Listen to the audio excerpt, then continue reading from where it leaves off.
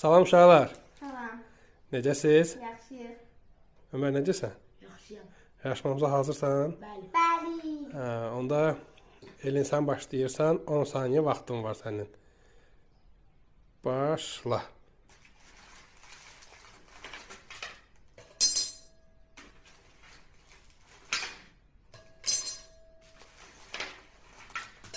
Saxla. İndi sayaq görək Elin nə qədər yığıb.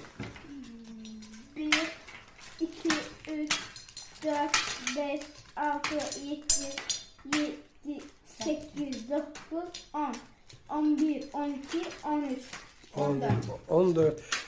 Ömər indi sən giyin. Sən giyin, bu gözləri bağla Ömər. Zəhmət olmasa verin. O çok istiyordu.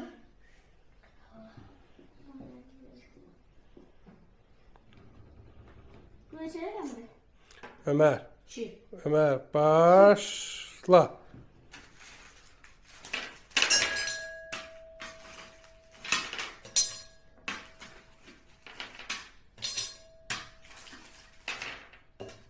Saxla. İndi sayaq görə Ömər nə qədər yığıb?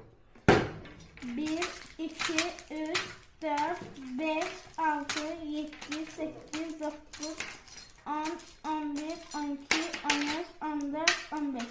15. Oyunumuzun qalibi Ömər oldu. 14. Elin 15. Ömər. Ha, 1. 15, 14 oldu.